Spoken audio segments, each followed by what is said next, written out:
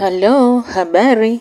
Karibu katika sehemu ya 4 ya simulizi yetu nzuri ya mtoto yatima asingiziwa kesi ya mauaji na kisha kujikuta yuko katika gereza la ajabu. Na pale tulipoishia ndipo tunapoendelea. Basi mtoto Norman akiwa pamoja na mlinzi wakasogea katika kibanda kile cha mlinzi ili mlinzi aweze kumpa siri zote ni vipi ilikuwa nini. Basi Norman alianza mlinzi huyo. Mimi mama yako nilikuwa namjua vyema kabisa kwa sababu nilikuwa nimesoma naye shule ya msingi huko kijijini. Baada ya mama yako kufiwa na mjomba wake ambaye ndo alikuwa anamlea, basi mama yako aliamua kuja mjini kutafuta maisha. Baada ya kupita miaka kadhaa ya mama yako kufanya biashara ndogo ndogo hapa mjini, alibahatika kukutana na baba yako na walianzisha mahusiano huku wote wakiwa wafanya biashara wadogo wadogo tu. Kwa mujibu wa maelezo ya mama yako alionipatia, ni kwamba baba yako alikuwa kaachiwa mashamba na mifugo kijijini kwao. Basi baba yako alienda kuuza mashamba yote na mifugo yote, na kitu hicho kilifanya ndugu wa baba yako kumtenga baba yako kabisa kwenye ukoo, kwa sababu aliuza mali za urithi alizoachiwa na wazazi wake bila kuwapa taarifa ndugu zake wengine. Baada ya baba yako kupata pesa, walianza biashara ya kuuza simu na mama yako, na hapo ndipo safari ya utajiri ilianzia mpaka baba yako kuja kumiliki viwanda na makampuni. Kipindi chote hicho baba yako na mama yako walikuwa hawajaoana. Kwa hiyo baada ya kuwa na maisha mazuri na kujenga nyumba ambayo ndo ile anayoishi baba yake na Victor saizi, waliamua kuoana rasmi kwa ndoa sasa. Baada ya wawili hao kuoana, mama yako ndipo aliporudi kijijini kutafuta mfanyakazi, yani house girl. Ila kwa bahati nzuri alikosa mfanyakazi wa kike na aliamua kunichukua mimi ili nije nifanye kazi kwake. Kwa mara ya kwanza nililetwa mjini na mama yako na nilianza kuishi na wazazi wako nikiwa kama mfanyakazi wa ndani, na tulikuwa tunaishi kwenye ile nyumba kabla ya hii kujengwa.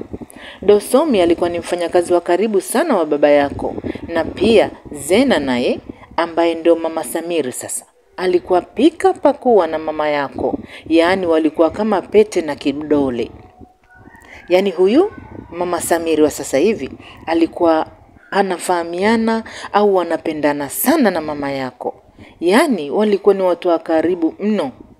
Basi kila wakipika hiki wanaongea kile, na saa nyingine maisha yalikuwa matamu sana, hasa mwanzo kwa wazazi wako na pia kwa mimi mwenyewe, maana nilikuwa naishi kama mwanafamilia. Ila baada ya muda kupita niligundua Dosomi na Zena wanajuana na kuna mpango ambao nao japo sikujua ni mpango gani, ila nilijua wana mpango fulani. Dosomi mara nyingi kazi ambazo alikuwa anapewa na baba yako zilikuwa ni zile kazi za kutumia nguvu. Labda kuna watu wanasumbua kwenye biashara, basi ataambiwa yeye, au kuna biashara za magendo anataka afanye, ndo alikuwa anapenda kumtumia Dosomi sasa. Basi baada ya kama mwaka kukatika, mama yako alipata ujauzito, na ndio hicho kipindi huu mjengo ulikamilika. Kwa hiyo tulihamia rasmi huku, na pale tulipokuwa tunaishi baba yako alimwambia Dosomi akae, na baada ya kuhamia huku mimi sasa kazi yangu ilitakiwa kukaa getini kuwa kama mlinzi kama hivyo ulivyonikuta. Ina maana ile kazi ya kuwa mtu wa ndani kufanya kazi za ndani nako ikaisha, na mama yako alisema atatafuta mfanyakazi mwingine. Basi kutokana na urafiki wa Zena na mama yako, yani huyu mama Samiri na mama yako, mara nyingi Zena alijikuta anashinda hapa, na muda mwingi alikuwa analala hapa hapa, na alikuwa anamsaidia mama yako kazi ndogo ndogo, si unajua tena alikuwa ndo mjamzito. Basi kutokana na hali ya mama yako ya ujauzito, Zena mwishowe alianza kuishi hapa hapa. Ila wakati anaishi hapa ndio kipindi niligundua yupo kwenye mahusiano na Fahani. Maana mara nyingi tu Zena alikuwa anatoka usiku kwenda kuonana na huyo jamaa huko. Basi maisha yalizidi kusogea, hatimaye miezi 9 ya ujauzito wa mama yako ilifika, na hapo ndipo hii siri ninayokuambia leo inaanzia. Ilikuwa ni siku ya Jumapili. Siku hiyo baba yako alikuwa yupo mkoani kusambaza mbolea. Ikiwa ni mida ya saa 1 za jioni, mama yako alipatwa na uchungu, alikuwa anataka kujifungua sasa. Mimi nikiwa getini huku nilisikia kelele za vilio ndani. Hapo ilibidi niende kwanza. Nilipoingia ndani kufika sebleni nilikuta mama yako akiwa yupo kwenye uchungu na anataka kujifungua. Zena alikuwa yuko pembeni akiwa anamsaidia mama yako. Nilimshauri vema Zena, kama vipi tumkimbize mama yako hospitali, lakini Zena alinihakikishia kwamba atajifungua salama kwa sababu masuala ya ukunga yeye kapitia. Ni kweli mimi nilitoka nje kusubiri kinachoendelea. Yalipita masaa kama 2. Nikiwa getini nilimuona Zena akiwa bize na simu na alitoka mpaka nje na kwenda kwenye bustani kuongea na simu ile. Mimi nikiwa na wasiwasi mkubwa, ilibidi niingie ndani kwanza kwenda kuona hali hiyo. Niliingia ndani, bahati nzuri nilikuta mama yako kajifungua salama kabisa na mama yako alikuwa yupo chumbani. Basi mimi kujihakikishia sasa, nilifika mpaka kwenye mlango wa chumba cha mama yako. Nilichungulia. Niliona mama yako kakaa kitandani huku akionekana yuko sawa na mtoto wake alikuwa kalala pembeni. Baada ya kuona mama yako yupo sawa na kajifungua salama, kiukweli nilifurahi. Basi ilibidi nitoke kimya kimya bila kumbuguzi. Na nilirudi tena getini huku nikiwa na furaha. Na muda wote huo, bado Zena alikuwa anaongea na simu pale kwenye bustani. Na bahati nzuri au mbaya, alikuwa hajaniona mimi kama nimeingia ndani ama la. Basi, zilipita dakika kama 10, Zena nilimuona akiingia ndani. Ila nikiwa pale getini dakika 10 tu kupita. Baada ya Zena kuacha kuwasiliana na simu, Bwana Dosomi akiwa na Fahani walifika na gari. Japokuwa Dosomi nilikuwa na wasiwasi naye toka muda mrefu, ila sikuona kama kuna haja ya kumzuia kuingia. Kwa sababu aliniambia ni dharura na mimi nilikuwa nishajua dharura hiyo ni mke wa bosi kajifungua. Basi ikiwa ni mida kama saa 4 za usiku, Dosomi na Fahani waliingia ndani. Mimi nikiwa nipo getini. Zilipita dakika kama 20 tu nilisikia vilio ndani na niligundua ni sauti ya Zena. Basi haraka ilibidi nikimbilie eneo la tukio nikiwa naamini akina Dosomi watakuwa wanamdhuru hawa. Rafiki yangu mimi jamani. Rafiki yangu jamani, nifanyeje mimi? Nani atalea mtoto jamani? Baada ya mimi kuingia ndani, hayo ni maneno ambayo yalikuwa yanaambatana na kilio kizito ambacho Zena alikuwa anayatoa. Kwanza ilibidi nipigwe na mshangao, nikauliza nini tatizo? Majibu niliyopewa ndio yalifanya nichoke zaidi. Niliambiwa kwamba mke wa bosi kafariki wakati anajifungua na kaacha mtoto mchanga. Hakika niliishiwa nguvu na kukaa chini kabisa, yani akili ni kama iliruka. Ila nilipomwangalia Bwana Dosomi, niligundua shati lake lina madoa ya damu. Mpaka hapo niligundua mke wa bosi atakuwa kauawa na sio kufariki. Na kingine, mimi mwenyewe kwa macho yangu nilikuwa nimemuona amejifungua salama na ni mzima kabisa. Nimemuona amekaa kitandani mzima akiwa na mtoto wake amemlaza pembeni. Nilishangaa mno kuambiwa kwamba eti kafariki wakati akijifungua.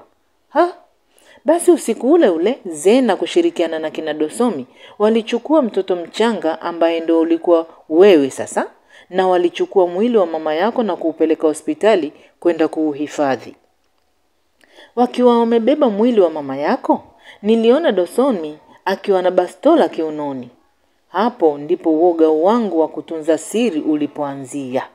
Ndio niliamua kabisa moyoni kwamba sitasema. Hii itakuwa ni siri yangu. Basi siku hiyo ilipita kwa ugumu mno na hapa nyumbani niliona pazito mno. Nilikumbuka na ukarimu wa marehemu, basi nilikuwa nikikumbuka hivyo najikuta chozi tu linatiririka. Ikiwa ni siku mpya, baba yako alirudi kutoka mikoani baada ya kupewa taarifa na kina Dosomi. Basi mimi baada ya kuonana na baba yako nilijaribu kumgusia kwamba akina Dosomi huenda kuna namna umefanya kuhusu mkewe. Ila baba yako alikuwa mbishi kutokana na namna alivyokuwa anawaamini. Mbishi sana. Basi baba yako alikuwa na rafiki yake wa kike ambaye walikuwa wanatoka kijiji kimoja, yani alikuwa anamchukulia kama ndugu hivi ambaye alikuwa anaitwa Pili. Basi mimi ilibidi nimwelezee yule dada Pili hali halisi jinsi nilivyoishuhudia, lakini kitu alichonambia alisema nikae kimya kwa sababu nikianza kujifanya shahidi naweza kubebeshwa ile kesi, kwa sababu Dosomi alikuwa anajuana na maaskari karibia wote. Basi zilipita siku 2, mazishi ya mama yako yalifanyika, ila Pili uvumilivu ulimshinda. Kitu alichofanya, aliamua kumfuata Zena na kumchana makavu live kwamba yeye ndo kahusika na kila kitu, na alimtishia kwamba alisiposema ukweli basi ataenda kutangaza kila kitu kwa kila mtu ajue. Basi mazungumzo kati ya Pili na Zena mimi niliyasikia vizuri kwa sababu walikuwa wanaongea hapo nje ya geti. Baada ya yale mazungumzo hayakupita masaa hata 20, taarifa za Pili kuvamiwa na majambazi na kuuawa zilitufikia. Mpaka hapo uoga ndo ulizidi kunijaa zaidi. Nilijikuta na baki na siri yangu moyoni. Sikutaka tena kusema siri hii. Maisha basi yakawa yanaendelea kusogea. Huku mtoto mchanga ambaye ndio wewe sasa ukiwa unalelewa na Zena hapa nyumbani, yani huyo mama Samir.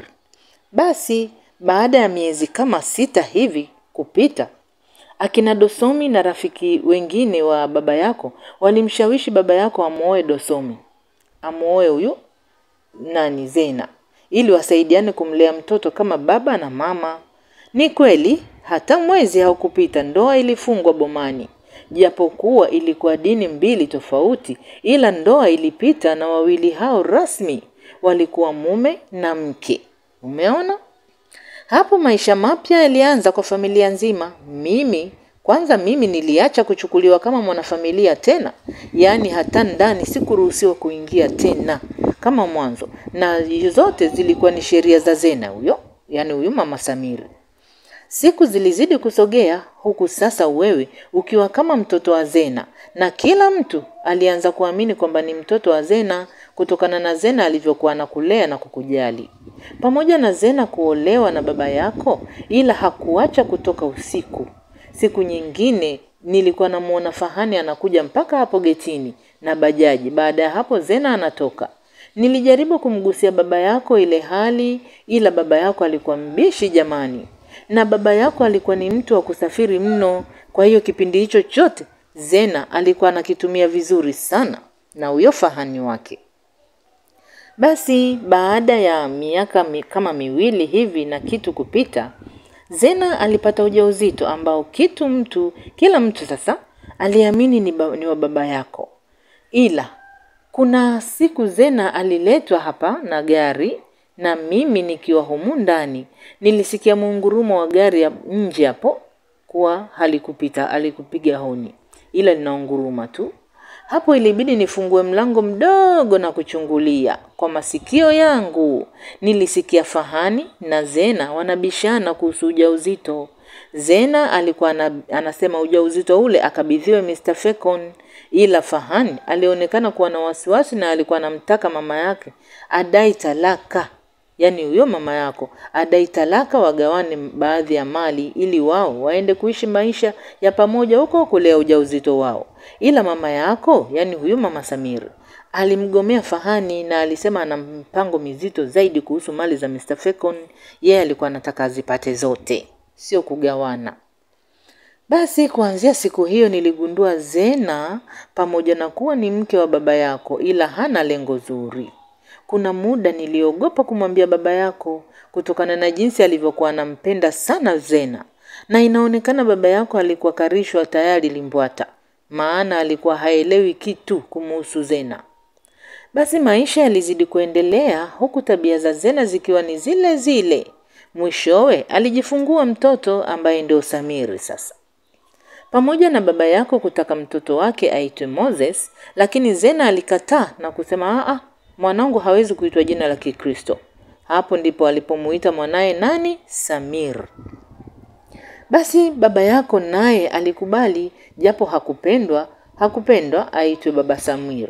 Maisha yaliendelea na huku wakiwa wanamlelea vyema mtoto wake. Ila mipango ya Zena na kina Dosomi nilikuwa sielewi kabisa.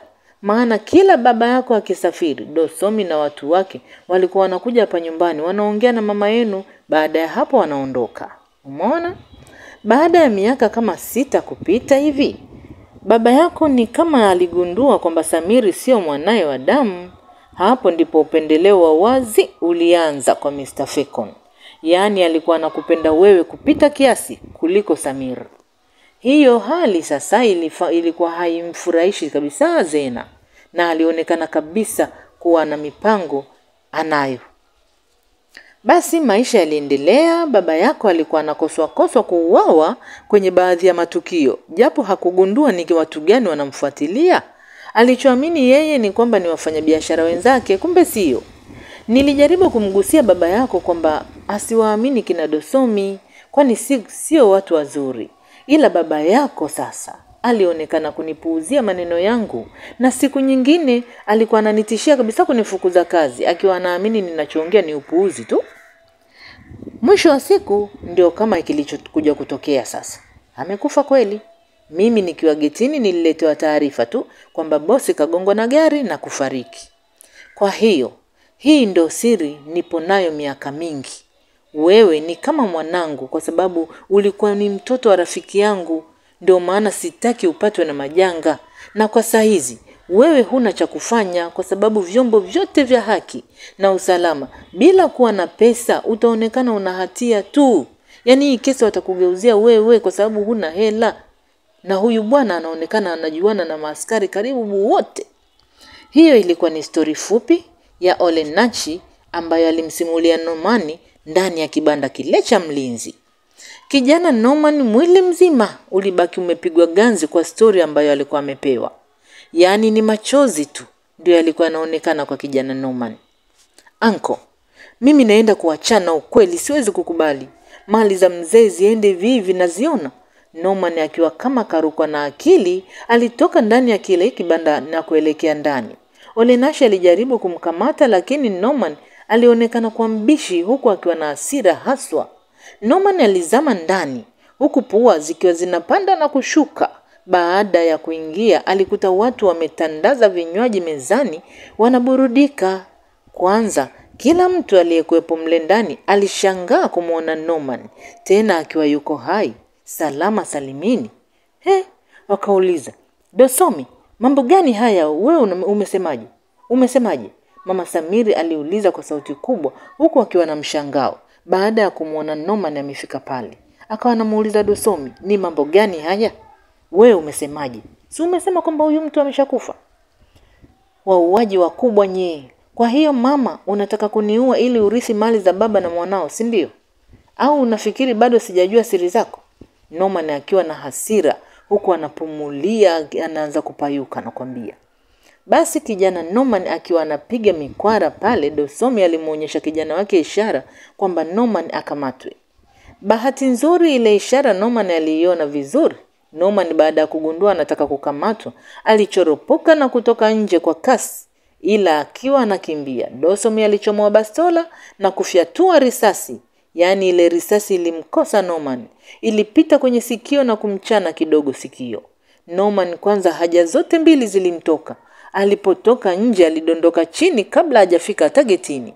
Baada ya sekunde kama 3 Norman akili ndio inamkaa sawa na kugundua yuko mikononi mwa mtu kabebwa anarudishwa ndani.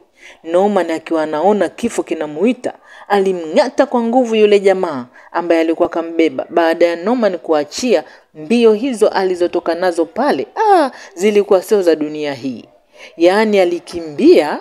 Muda huo Ole Nashi baada ya kusikia risasi ndani, yeye alikuwa kwenye kibanda chake akiwa anazuga kama kalala, yaani alikuwa anatetemeka hasa. Basi Norman alipita pale getini kama mshale. Yaani alikuwa anaona kama sikio linawaka moto na kuna vitu vinalia ndani ya sikio.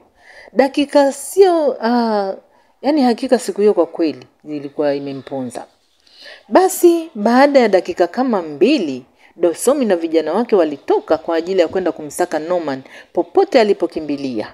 Yaani walijiapiza kwamba siku hiyo lazima wamalize kazi. Umeona? Basi Norman mbio zake zilienda kuishia kwenye veranda za watu. Yaani alikaa pale kwenye varanda huku akiwa na hema mno. Bahati mbaya kwa Norman, ile sehemu ambayo alikuwa kakaa, mtu mwenye nyumba ile alikuwa katoka kuibiwa siku chache zilizopita. Norman akiwa na hema pale varandani huku anakumbuka jinsi alivyokoswa na risasi, alishangaa kumuona mtu anatoka ndani kupitia mlango wa nyuma ya nyumba ile. Mtu huyo alikuwa kashika bonge la panga. Norman baada ya kugundua anafuatwa ni yeye, alianza kutimua tena mbio upya. Jamani, mwizi, kamata mwizi huyo. Awamu hii Norman alianza kufukuzwa na nduru za mwizi nyuma. Norman alijikuta anajikojolea kwa mara ya pili, huku nguo zake zikiwa zinaendelea kunuka. Baada ya kijana alikuwa ashajichafulia maskini. Watu kibao walijitokeza kumkimbiza Norman, huku neno mwizi ndo likuwa linasikika. Mwizi. Norman alikuwa anakimbia kama ana akili nzuri. Katika kukimbia, Norman aliona mbele kuna watu wamesimama, wanamulika na tochi. Muda huo nyuma kundi la watu lilikuwa linakuja. Norman akiwa anasema liwalo na liwe, anasonga mbele. La haula, uso kwa macho alimuona Baba Victor akiwa na vijana wake kule mbele, huku akiwa wanaangaza na tochi zao. Norman alitamani kurudi nyuma, ila nako ndo tayari watu walikuwa wanamfukuza. Maeneo hayo palikuwa karibu na kambi ya jeshi, na ndo sehemu pekee ambayo Norman aliona anaweza kukimbilia. Sasa hapa niende wapi? Kurudi siwezi, kuendelea mbele siwezi, maana mbele kulikuwa na wabaya wake. Pia nyuma kundi la watu wakiwa wameshika kila aina silaha walikuwa wanakuja. Norman akiwa haelewi litakalomtokea, aliruka ukuta na kuingia ndani ya kambi ya jeshi. Baada ya hapo, alienda kujificha nyuma ya kibanda ndani ya kambi hiyo. Norman alitulia maeneo yale huku akiwa na hema hasa na harufu kali ikiwa inamtoka. Basi siku ya kufa nyani jamani, miti yote huteleza. Norman akiwa kakaa pale, mara mbwa wa pale kambini walimuona na walianza kubweka huku wakiwa wanamsogelea. Yaani walikuwa mbwa kweli na walikuwa wanatisha hasa. Kutokana na uoga wa Norman alianza kukimbia. Hapo ndipo alipoharibu sasa, maana wale mbwa walianza kumfukuza. Norman akiwa ndani ya kambi ile huku haelewi hata na kukimbilia, alianza kupiga makelele baada ya kuona mbwa wanamkaribia kumnasa. Norman akiwa tayari ashadakwa mguu na wale mbwa, ghafla wanajeshi kama wawili walifika na kuwafukuza wale mbwa. Dogo, umetoka wapi mpaka unakuja kubatuka humu ndani? Wale wanajeshi walimchukua Norman na kuanza kumuuliza maswali. Norman alikuwa anatetemeka, anashindwa hata kuzungumza, yaani mdomo ulikuwa mzito hasa. Ni harufu tu za kinyesi na mkojo zilikuwa zinamtoka Norman. Norman baada ya kukaa kimya alirambwa makofi mazito matatu. Alijikuta anaona dunia nzima inazunguka. Mimi nani? Norman akiwa kachanganyikiwa huku anababaika kujibu, alibebwa juu na mjeda mpaka nje ya kambi. Dogo, usije fanya makosa kama uliyofanya leo, utakuja kuolewa, sawa Hayo yalikuwa maneno ya mjeda yule. Baada ya hapo alimwacha Norman pale. Basi siku hiyo Norman aliona kama haiishi hivi. Yaani alikuwa anatetemeka hasa. Kijana Norman alienda kutulia kwenye mtaro. Yaani alikaa ndani ya mtaro mpaka kulipoanza kupambazuka. Kulipokucha tu, Norman alitembea mpaka kwenye kimto ambacho kilikuwa kimekatiza ndani ya mto huo. Basi kijana alioga vizuri na kufua nguo zake bila hata sabuni. Norman alizivaa nguo zake zikiwa mbichi vile na kuingia mtaani. Ila tayari mtaa watu walikuwa wametegwa kila kona kwa ajili ya kumsaka sasa. Kitendo cha Norman kuingia tu mtaani alianza kuandamwa. Norman akiwa anatembea hana hili wala lile, alishangaa kuna mtu anamuita. Dogo, vipi? Unaweza kazi ya kufagia? Kuna banda la kuku hivi. Nataka ukanisaidia kufagia, nitakupatia pesa. Baada ya mtu yule kumuita, hayo ndo maneno ambayo Norman aliambiwa. Basi kijana Norman meno yake yalimtoka baada ya kupata dili. Kachekelea na kwambia. Basi Norman alibebwa kwenye pikipiki ambayo yule jamaa alikuwa nayo. Mungu siku zote ana namna nyingi sana za kuokoa watu wake. Norman akiwa kabebwa kwenye pikipiki, mara kuna jamaa alimuita yule jamaa ambaye alikuwa akampa Norman dili. Baada ya yule bwana kuitwa, alipunguza mwendo wa pikipiki ili kusikiliza kaitwa nini. Oya, dogo Mau. Bosi Dosomi yuko wapi? Mbona hakamatiki kwenye simu sasa? Hayo yalikuwa maneno ya yule jamaa aliyesimamisha pikipiki. Na maneno hayo yalifanya Norman ashtuke pale pale na machale kumcheza. Yaani alipogundua tu jina Dosomi limetajwa, aligundua hakuna cha dili wala bibi yake dili hapa. Hapa mimi nimeshanaswa. Norman aliruka kwenye ile pikipiki ikiwa inatembea taratibu taratibu. Baada ya hapo aliingia uchochoroni na kupotea kabisa eneo lile. Norman aligundua anasakamwa pale mjini kila kona. Maana kila sehemu anayopita alihisi kuna watu wanamfuatilia. Masaa yalisogea, hatimaye ulifika usiku. Norman alijikuta anaenda kulala stendi, sehemu ya abiria kujipumzisha. Maana alikuwa hana pa kwenda. Norman akiwa pale stendi katulia, alisikia pembeni kuna majamaa wanazungumza masuala ya kwenda kwenye vibarua kuna kwa mashamba ya mpunga huko vijijini. Kwa hiyo mwanangu, huyo bosi anatafuta watu wangapi? Anatafuta watu kama 10 hivi. Tayari washapatikana kama 7. Au 3 ndo kazi kuwapata sasa. Sijui nani atakubali kwenda kwenye vibarua hivyo. Mwanangu, uhakika lakini pesa ipo, isije ikaandomie yusho. Akasema pesa ipo babu, mchawi wewe tu. Basi mwanangu, mwambie bosi kaongezeka mwingine. Si umesema masuala ya nauli juu yake? Hayo ni mazungumzo ambayo Norman akiwa pale alishawishika kusogea kuyasikiliza. Baada ya kugundua kuna dili la vibarua, Norman bila kujali ni kazi za aina gani, aliamua kuomba na yeye awe miongoni mwao. Japokuwa alikuwa mdogo kiumri, ila kutokana na watu wa kwenda huko kuwa haba au wachache, yule jamaa alimkubalia. Basi Norman alitulia pale stendi mpaka asubuhi, huku akiwa anajihisi homa kali. Asubuhi ile yule jamaa alikuja kumchukua Norman kumpeleka kwa bosi. Baada ya hapo vijana wote waliopatikana na kukubali kwenda kijijini kwenye mashamba ya mpunga walitafutiwa usafiri na kuanza safari ya kwenda huko. Norman aliogopa kusema kwamba anaumwa kwa sababu aliogopa kwamba ataambiwa yeye asiende. Na alichukulia tayari pale mjini alikuwa anaona dalili za kufa tu hapa na sakwa. Kwa hiyo acha tu niende hivyo. Safari ile ilikuwa ndefu mno na kijana Norman homa ilikuwa inazidi kuwa kali. Hatimaye alianza kutetemeka ndani ya gari huku akiwa anatoka jasho jingi mno. Oya mkubwa, mbona kama udogo anaumwa? Basi kuna jamaa alikuwa anaitwa Omari, baada ya kuona Norman anatoa jasho, aliamua kumwambia yule jamaa ambaye alikuwa kawatafuta, ambaye ndio alikuwa kama wakala wa bosi. Norman aliulizwa lakini aligoma kwamba haumwi. Ila vijana wengi ambao walikuwa kwenye msafara ule walikuwa washagundua kwamba dogo anaumwa ila anaficha. Safari iliendelea, hatimaye ilifika mida ya jioni huku wakiwa bado hawajafika huko walikokuwa wanaenda. Wakiwa bado wanaendelea na safari, Norman alizidiwa na homa. Hatimaye alizimia ndani ya gari. Ule msafara baada ya kufika kwenye kona ya kijiji ambacho kilikuwa kimechangamka kidogo, waliuliza zahanati ambapo ipo hapo kijijini. Na kweli walielekezwa mpaka huko kwenye hiyo zahanati. Basi wakamwambia, huyo kijana ni mgonjwa mno, halafu kaishiwa damu. Hapa sisi tutampatia huduma ya kwanza tu, itabidi mfanye mpango mumpeleke hospitali kubwa. Hayo yalikuwa ni maneno ambayo akina Omari sasa walipewa. Yule jamaa ambaye ndio alikuwa bosi wa msafara aliona sasa ule ni msala na ubeba. Na pia aliona atatukanwa na bosi kumchukua mtu mgonjwa. Basi wale vijana waliamua kumtelekeza Norman pale pale zahanati akiwa anapata huduma ya kwanza. Norman alisaidiwa baadhi ya huduma za kwanza, ila mtu wa kumpeleka hospitali kubwa sasa hakuwepo tena. Ilibidi kijana akae pale pale zahanati. Usiku wa manane Norman ndo anazinduka na hakuelewa yuko sehemu gani. Kijana huyo kichwa kilikuwa kinamuuma mno. Norman alishindwa kwanza atulie. Ilibidi atulie pale kitandani mpaka palipokucha. Hapo ndipo alipomuona mama mtu mzima akiwa anaingia mle ndani. Akasema, afadhali umezinduka, vipi? Mbona ndugu zako wamekukimbia? Kwani nyumbani wapi?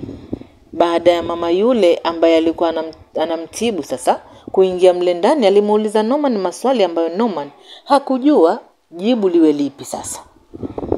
Kwa hiyo kijana, na kuuliza wewe umekaa kimya sio? Basi naomba uondoke, mimi sina msaada zaidi. Mtu mwenyewe hujalipia hata shilingi 10. Mama yule baada ya kuona Norman yupo kimya, aliamua kuanza kumtukana sasa. Na alimtimua Norman pale zahanati. Norman akiwa na njaa kali huku hali yake ikiwa sio nzuri, aliondoka pale zahanati na kuanza kuzurula huku na kule. Norman alijaribu kuuliza sehemu wanayolima mpunga maeneo hayo. Aliamini kwamba akienda ataenda kwa kutakina Omari, ila aliambiwa mpunga unakolimwa ni mbali mno kutokea pale. Yaani unatembea karibia masaa 10. Norman katika tembea akawa anaenda sasa kuomba msaada kwa mzee mmoja ambaye alikuwa anaitwa Mzee Makanja, na mzee huyo hapo kijijini alisifika kwa ufugaji wa mifugo kama mbuzi, kondoo, yani alikuwa ni mbuzi zaidi ya 200 na alikuwa na kondoo wa kutosha. Norman baada ya kufika pale kwa hali ile aliyokuwa nayo sasa alishindwa hata kujielezea vizuri. Ila ni neno tu naomba msaada ndio lililosikika kutoka kwa Norman. Alikuwa yuko hoi maskini. Basi naomba tuishie hapa kwa leo. Karibu katika sehemu nyingine itakayofuata ya simulizi yetu nzuri, tuweze kujua kijana Norman atapona na nini kitamfika. Basi kutana nami bila shaka. Kama wewe ni mgeni najua, na ninakukumbusha usubscribe ili tukileta video nyingine mpya wewe uwe wa kwanza kupata taarifa kwamba kuna video nyingine imefika. Asante kwa kuwa nasi mpaka mwisho. Kwa heri.